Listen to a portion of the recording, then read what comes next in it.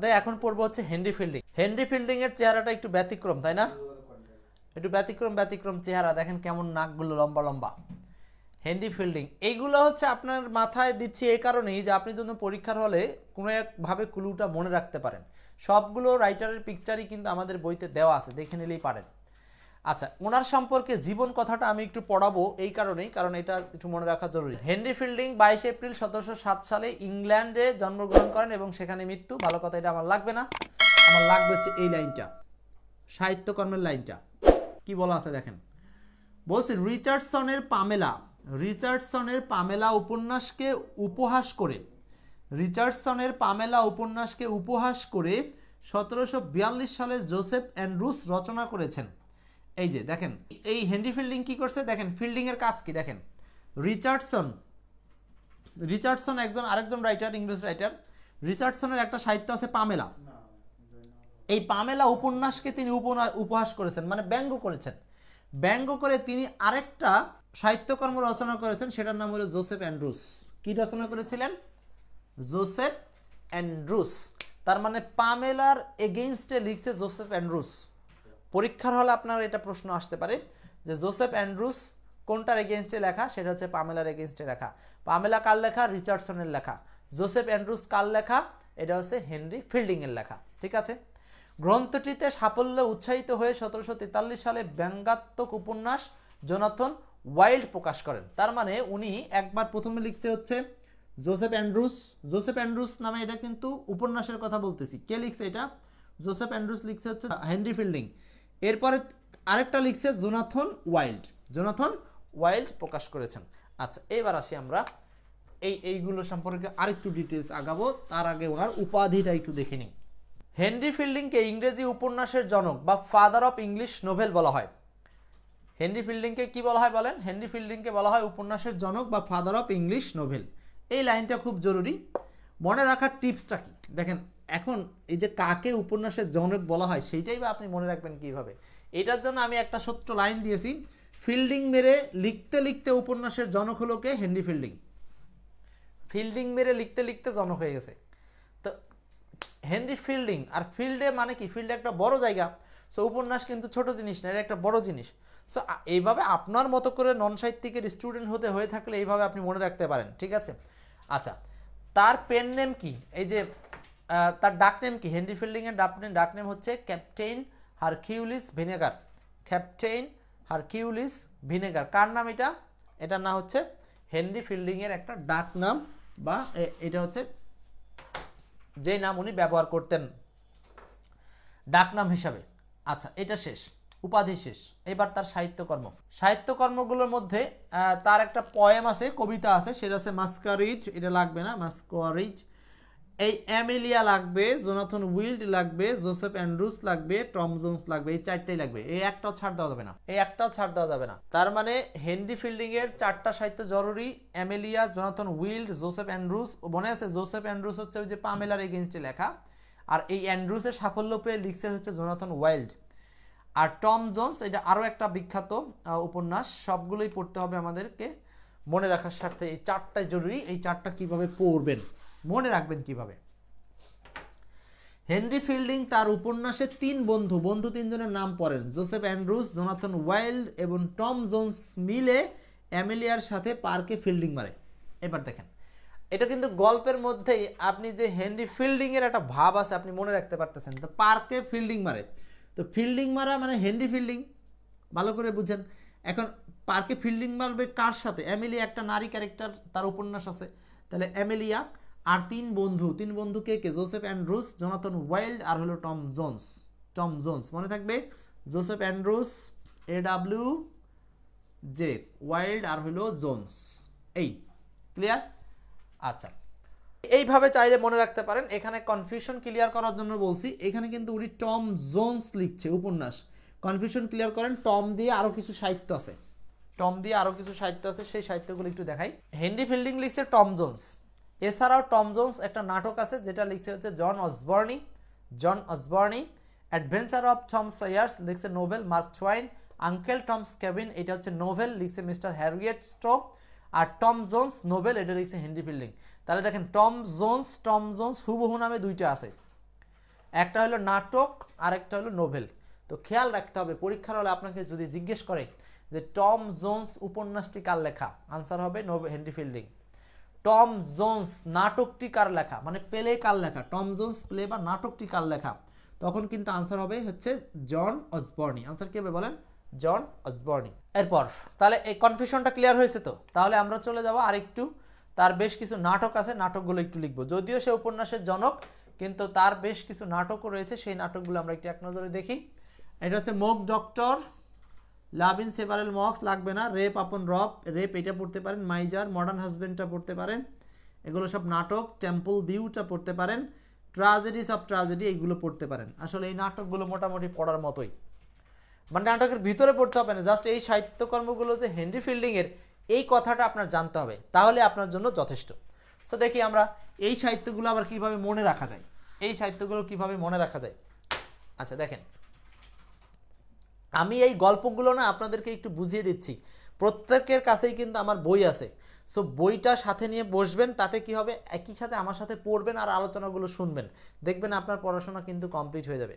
আমার সাথে আমি যেগুলো পড়াই সেগুলো পড়ার পাশাপাশি ওই বইতে একটু দাগাদাগি করবেন, ব্যাস তাহলেই যথেষ্ট। এবার আসি ওনার নাটকগুলো আমরা কিভাবে মনে রাখবো। আচ্ছা এখানে আরেকটা কনফিউশন আসছে, সেটা হচ্ছে রেপ আপন রেপ। দেখেন রেপ শব্দ দিয়ে এখানে রেপ আপন রেপ এইটা লিখছে হেনরি ফিল্ডিং, কোনো সমস্যা নাই, কিন্তু রেপ অফ দ্য লক আমরা আলেকজান্ডার পোপে পড়েছি, রেপ অফ দ্য লক, আর এটা হলো রেপ আপন রেপ। আর কনফিউশন ক্লিয়ার করতে বলছি, রেপ অফ দ্য লক এটা কাব্য লিখেছেন আলেকজান্ডার পোপ, আর এখানে যেটা রেপ আপন রেপ এটা হলো একটা উপন্যাস, সরি এটা একটা নাটক, লিখেছেন হচ্ছে হেনরি ফিল্ডিং। এখন আসেন আমরা এই হেনরি ফিল্ডিংয়ের নাটকগুলো কিভাবে মনে রাখবো সেটা দেখি। হেনরি ফিল্ডিংয়ের উপন্যাসগুলো কিন্তু আমরা মনে রাখছি, 4টা গুরুত্বপূর্ণ উপন্যাস ছিল, সেই 4টার নাম মনে রাখছি। এখন আসি আমরা ওনার নাটকগুলো মনে রাখার জন্য কি গল্প দিয়েছি দেখেন। ফিল্ডিংয়ের নাটকে দ্য মাইজার মানে কিপন এক মোক ডক্টর, তার মানে কি মোক ডক্টর নাটক, মাইজার কিপন মোক ডক্টর, মাইজার মানে কি কিপন এক মোক ডক্টর, তিনি তার বান্ধবীর সাথে টেম্পল ভিউয়ের পাশে, টেম্পল ভিউ একটা জায়গা, টেম্পল ভিউয়ের পাশে বসে লাভ করছিল, ভালোবাসা করছিল। কি ঘটনা? হঠাৎ মডার্ন হাজবেন্ড সেজে, মানে আধুনিক যে লাভার আছে সেরকম হাজবেন্ড সেজে সে কি করলো, রেপ আপন রেপ করতে করতে ট্র্যাজেডিজ অফ ট্র্যাজেডি ঘটালো। কি এক মুশকিলের কথাবার্তা। এই কাজটা কে করেছে? এই যে মোক ডক্টর। ফিল্ডিংয়ের নাটকে দেখেন, ফিল্ডিংয়ের নাটকগুলো মনে রাখার গল্পটাও কিন্তু একটা ফিল্ডিং মারা গল্পের মতো।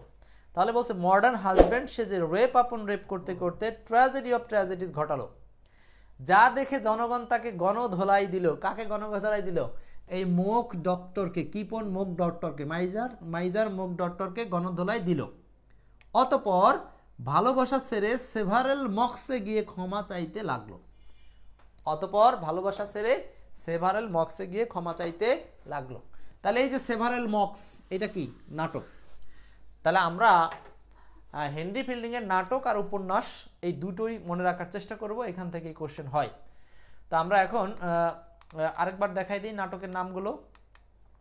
মোক ডক্টর, ওই যে গল্পে মোক ডক্টর সামনে যোগ করে দিয়েছিলাম মাইজার, তাহলে মাইজার মোক ডক্টর কি করছিল, গল্পটা এখান থেকে আপনারা মনে করার চেষ্টা করেন। গল্প পড়ে এসে সাহিত্যগুলোর মধ্যে থেকে গল্পটাকে আপনি ভেঙে ভেঙে পড়বেন। তাহলে কি মাইজার মোক ডক্টর কি করেছে, টেম্পল ভিউয়ের পাশে লাভ করতে গিয়ে, টেম্পল ভিউয়ের পাশে কি করছে, যে লাভ ইন সেভারেল মক্স লাস্টে, টেম্পল ভিউয়ের পাশে ভালোবাসা করতে গিয়ে মডার্ন হাজবেন্ড সেজে রেপ আপন রেপ করতে লাগলো। কার সাথে? তার বান্ধবীর সাথে। তো এইটা ঘটনাটা জনগণ দেখে তাদেরকে কি করেছে, গণধোলাই দিয়েছে। সো এই কারণে এটা একটা ট্র্যাজেডিতে রূপান্তর হয়েছে। অবশেষে সে বিভিন্ন মস্কে গিয়ে, ভালোবাসা ছেড়ে দিয়ে বিভিন্ন মস্কে গিয়ে ইবাদত করতে শুরু করলো, ক্ষমা চাইতে লাগলো আর কি। ওকে, এখন আসেন আমরা টম জোন্স, এই যে হেনরি ফিল্ডিংয়ের টম জোন্স উপন্যাসটা, তো হেনরি ফিল্ডিংয়ের এই টম জোন্স উপন্যাসটা সম্পর্কে আমরা একটু শিখব। টম জোন্স উপন্যাস কিন্তু আমরা আগেই বলেছি, টম জোন্স নামে আরেকটা প্লে ছিল জন অসবর্নের, মনে রাখতে হবে কিন্তু, একটা নাটক আর এটা হলো উপন্যাস। তো টম জোন্সের উপন্যাসের চরিত্র হলো টম। টম হলো উপন্যাসের নায়ক, আর সোফিয়া হচ্ছে উপন্যাসের নায়িকা। সোফিয়া হচ্ছে উপন্যাসের নায়িকা, আর হচ্ছে ওয়েস্টার্ন, ওয়েস্টার্নকে সোফিয়ার পিতা। তাহলে আমরা এখানে 3টা ক্যারেক্টার পেলাম, টম, সোফিয়া, ওয়েস্টার্ন। এগুলো আপনারা চাইলে একটা সিস্টেমে মনে রাখতে পারেন, সেটা হচ্ছে টমের হলো টি, আর সোফিয়ার এস, আর ও হচ্ছে ও, আর ও ইংলিশের ও, সরি। তার মানে আপনি মনে রাখতে পারেন টম জোন্সের মধ্যে 3টা ক্যারেক্টার আছে টিএসও। তার মানে টম জোন্স নিজে, সোফিয়া তার স্ত্রী, আর ওয়েস্টার্ন হচ্ছে সোফিয়ার পিতা মানে তার শ্বশুর। এই টিএসও দিয়ে মনে রাখতে পারেন। টম জোন্স উপন্যাসের ক্যারেক্টার হলো টিএসও। টম জোন্স উপন্যাসের ক্যারেক্টার হলো টিএসও। টম জোন্স উপন্যাসের ক্যারেক্টার টিএসও। ওকে, এখন আসি আমরা এই উপন্যাসের মূল বিষয়টা একটু পড়ব। পড়েন আমার সাথে, পড়েন। তাহলে টিএসও, টম জোন্সের উপন্যাসে 3টা ক্যারেক্টার টিএসও। উপন্যাসের নায়ক টমের জন্ম পরিচয় না থাকা সত্ত্বেও, নায়ক কে ছিল বলেন তো? Tom Jones. টম জোন্সের জন্ম পরিচয় না থাকা সত্ত্বেও হৃদয়বান, হৃদয়ের জন্য মানে বিশাল হৃদয় ছিল তার, মানে খোলা মন, আমার মতো আর কি। ওয়েস্টার্নের কন্যা সোফিয়া টমকে ভালোবেসেছিল। ভালো কথা। ওয়েস্টার্নের কন্যা সোফিয়া, সোফিয়া কাকে ভালোবেসেছিল? টমকে ভালোবেসেছিল। তাহলে টমের নায়িকাকে সোফিয়া। টম ছিল সমাজে অবহেলিত এবং ঘৃণিত। ভালো কথা। পিতা ওয়েস্টার্ন ও পিসির সতর্ক দৃষ্টি এড়িয়ে, আচ্ছা এখানে ওয়েস্টার্ন আর হলো পিসি মানে কি? ওয়েস্টার্নের পার্সোনাল সিকিউরিটি সতর্ক এড়িয়ে, পার্সোনাল সিকিউরিটিদের সোফিয়া টমের সাথে নিরুদ্দেশ পথের যাত্রী হয়েছিল। সোফিয়া টমের সাথে চলে গেছিল। এবার আসেন, টমের চরিত্র ছিল অসংযত, আর এ কারণেই সোফিয়া অভিমান করে মিলন থেকে বিরত ছিল। মানে টম একটু অসংযত লোক, যখন তখন আকাম করে। এই জন্যই আবার সোফিয়া কি করেছে? তার কাছ থেকে মিলন না করে দূরে থাকছিল। পরিশেষে টম তার চরিত্রকে সংযত করছে, বিধায় তাদের মিলন হয়েছে। সো এইটা একটা উপন্যাস। উপন্যাসের এই পর্যন্ত কাহিনীটা কিন্তু সম্পূর্ণটাই ইতিবাচক আকারে আছে। তো আপনারা এইভাবেই মনে রাখতে পারেন, এইটা একটা ভালোবাসার কাহিনী, যেখানে হচ্ছে টম জোন্সকে ভালোবাসে কে? সোফিয়া। আর সোফিয়া তার আর পিতা ওয়েস্টার্নকে পাড়ি দিয়ে বা ওয়েস্টার্ন থেকে পাহাড়ের বাইরে গিয়ে কি করেছে? টম জোন্সের সাথে পালিয়ে গেছে। অবশেষে তাদের মধ্যে মিলন ঘটেছে। এই হচ্ছে টম জোন্স উপন্যাসের মূল কাহিনীটুকু। এখানে পুরো কাহিনী বলা সম্ভব না, শুধুমাত্র ক্যারেক্টারগুলো মনে রাখার মতো যা তাই বলেছি। ক্লিয়ার? বুঝতে পারছেন তো সবাই নাকি? তাহলে আমরা কিন্তু এমসিকিউ পর্বে চলে যাব। এতক্ষণ যা আলোচনা করলাম সবকিছু এখন এমসিকিউ দিয়ে আরেকবার মাথায় নেওয়ার ব্যবস্থা করছি। পড়েন 1 নম্বর প্রশ্ন। Who is considered the father of English novel? কাকে ইংরেজি নোবেলের পিতা হিসাবে গণ্য করা হয়? একের আনসার হচ্ছে 4 নম্বর, হেনরি ফিল্ডিং। একের আনসার কি বলেন? Henry Fielding. এটা একদম সহজ। 2 নম্বরটা বলেন। 2, Joseph Andrew is a famous novel. Joseph Andrew is a famous novel by. Joseph Andrew এই উপন্যাসটা বা বিখ্যাত উপন্যাসটা কে লিখেছে? জোসেফ অ্যান্ড্রিউ বিখ্যাত উপন্যাসটা কে লিখেছে? আনসার হচ্ছে হেনরি ফিল্ডিং। আবারও হেনরি ফিল্ডিং। হেনরি ফিল্ডিং এর উপন্যাস আমি আবার মনে করে দিচ্ছি। জোসেফ অ্যান্ড্রিউ লিখছিল হচ্ছিল ওই পামেলার এগেইনস্টে, রিচার্ডসন এর পামেলার এগেইনস্টে লিখছিল হচ্ছে হেনরি ফিল্ডিং। এরপর 3 number, who wrote the picaresque novel title Tom John. এখন আসেন, এইটা কিন্তু 44তম বিসিএস আসছে, খুব রিসেন্ট বিসিএস আসা প্রশ্ন। এটা 44তম বিসিএস আসা প্রশ্ন। Who wrote the picaresque novel title Tom Jones. Tom Jones picaresque novel লিখেছিল কে? Henry fielding. এখন আমরা পিকারেক্স নোবেল কি সেই জিনিসটা একটু সংজ্ঞা আকারে দেখে নেই। পিকারেক্স নোবেল হচ্ছে যে উপন্যাসে ভবঘুরে এবং দুষ্ট চরিত্রকে কেন্দ্র করে লেখা হয়। দেখেন, যে উপন্যাস ভবঘুরে এবং দুষ্ট চরিত্রের অভিযান নিয়ে লেখা হয় সেটার নাম হলো পিকারেক্স নোবেল। এটা হচ্ছে সংজ্ঞা, আর কিছু এখানে জানতে হবে না। এই উপন্যাসের কিছু চরিত্র আপনাকে জানতে হবে। বিখ্যাত চরিত্র ছিল টম, সোফিয়া আর হচ্ছে ওয়েস্টার্ন, সোফিয়ার পিতা। এগুলো আমরা অলরেডি পড়ে আসছি, তাই না? তাহলে পিকারেক্স নোবেল। আমরা আরেকটা জিনিস এখানে প্রশ্নটার মধ্যে ঘুরিয়ে পরীক্ষা আসতে পারে যে টম জোন্স কোন ধরনের নোবেল? সেটা কি শর্ট নোবেল, পিকারেক্স নোবেল, বা আরও নোবেলের যে বিভিন্ন ক্যাটাগরি বা শব্দ আছে সেগুলো দিয়ে কোশ্চেন করতে পারে। তার মানে প্রশ্নটা উল্টে দিতে পারে। আমি তো বলেছি যে বিসিএস এর কোশ্চেনগুলো কিন্তু এরকম উল্টো করে দেয় বা অদল বদল করে দেয়, লাইনগুলো থেকে কোশ্চেন করে। তো এইভাবে আপনারা বুঝে বুঝে পড়বেন। 4 number, Tom Jones by Henry Fielding was first published in. এটা অনুশীলনমূলক প্রশ্ন, যদি এটা কখনো আসেনি তারপরে আপনারা একটু সাল হিসাবে মনে রাখবেন। 1749, 7 সপ্তাহ 49, 7 আর এটাকে গুণ দিবেন 7 সপ্তাহ 49। তার মানে টম জোন্স হচ্ছে হেনরি ফিল্ডিং এর প্রথম প্রকাশিত উপন্যাস। ওকে, প্রথম না, এটা হলো 1749 সালে প্রকাশিত উপন্যাস। 5 number, who wrote satirical poem the masquerade, এটা লাগবে না। 6 নাম্বারটা পড়েন, 6 দেন। এই 6 নাম্বার প্রশ্নটা দিয়েই আমাদের হেনরি ফিল্ডিং এর আলোচনা শেষ হবে। 6 নাম্বার প্রশ্ন, question number 6, Tom Jones by Henry Fielding was first publish in, এটা 13তম বিসিএস আসা প্রশ্ন। তার মানে টম জোন্স প্রথম কবে প্রকাশিত হয়েছিল?